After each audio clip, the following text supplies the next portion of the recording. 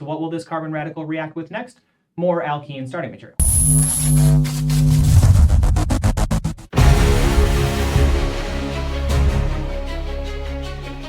Plastics and other polymers are all around us. A common starting material for plastic polymerization is an alkene, and there are three ways that this polymer could be formed. Polymers can often be formed through anionic polymerization, cationic polymerization, or, the subject of this video, radical polymerization. I have videos about those other types of polymerization in my polymer playlist that I'll link to down below. One of the things that kind of unifies the polymerization process is it's the reaction of an alkene with itself, with another molecule of itself. There's often no other additives or reagents needed in the process. The net reaction for radical alkene polymerization then starts with an alkene as the starting material, with some kind of radical initiator under light or heat conditions to form the polymer. The polymer is a chain of those repeating alkene units linked together in an indefinite chain. The polymer chain is so long that we often use the polymer notation to draw the structure of the polymer. If you're not familiar with that notation, I have a separate video on that linked down below. As the name implies, this is a radical reaction, and so it goes through the radical IPT mechanism. If you need a refresher on radicals and their mechanisms, I have a separate playlist on radicals that I'll link to down below. This polymerization, the radical alkene polymerization, is used to make a variety of plastics that we're familiar with. PVC, Teflon, plexiglass, and more, including gel nail polish.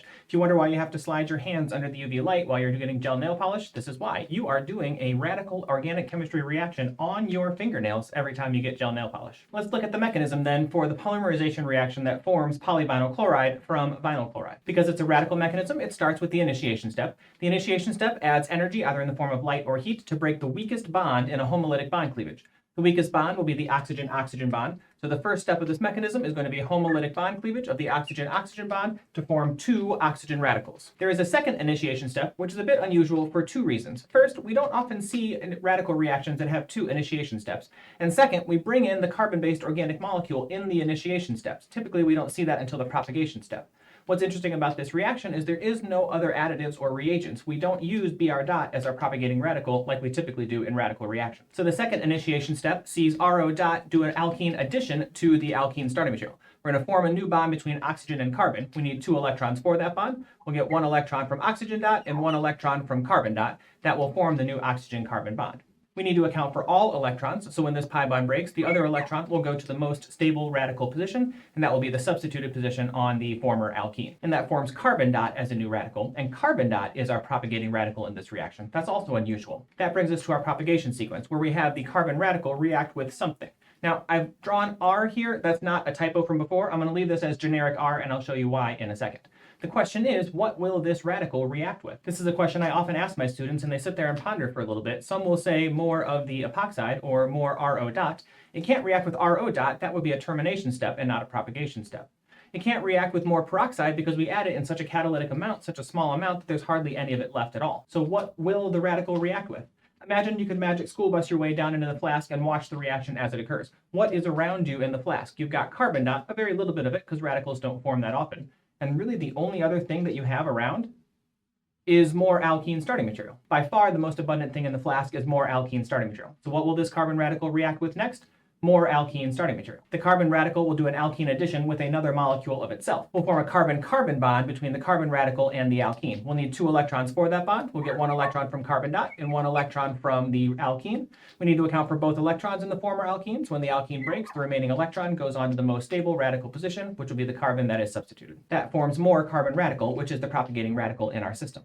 If you recall, with radical reactions, the final radical has to be the same as the initial radical so that the chain reaction can keep cycling back over and over again to continue to form more and more product.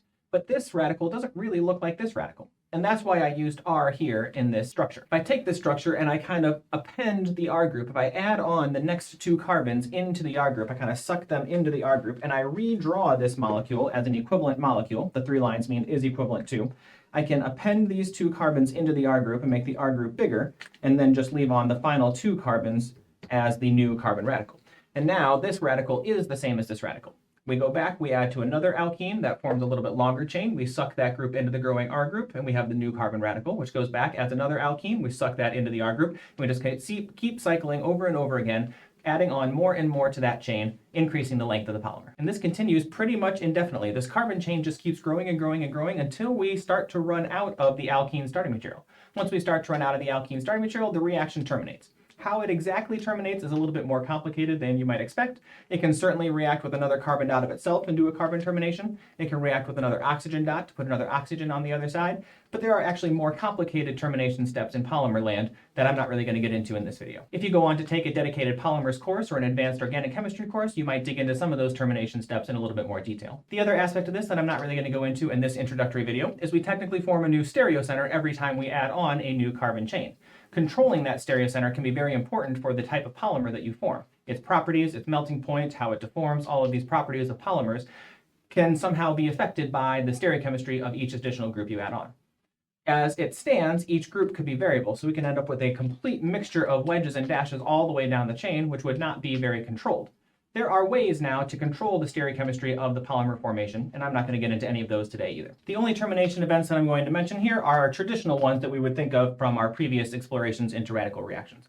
Two OR dots can combine to form a new covalent bond. A carbon dot can react with an oxygen dot, or two carbon dots can combine in a radical combination to form any of these possible termination products. And all of these are certainly valid termination products, even if there are some other termination events that I'm not going to talk about here. So here's our reaction card for the radical alkene polymerization. We start with an alkene, we add a radical initiator to form a polymer. Our notes for this reaction: it is a radical reaction, so it does go through the IPT mechanism. It goes through a radical intermediate, which seems redundant, but remember there are three types of polymerization. This one goes through a radical intermediate as opposed to a cation or an anion intermediate. And the propagation steps continue indefinitely until we end up completing the polymer chain. It is a regioselective reaction. When we add to the alkene, we do form the most stable radical intermediate we can. This is a non-stereoselective reaction. As I mentioned, there are ways to control the stereochemistry, but that's beyond the scope of this video. And finally, this is a redox neutral reaction.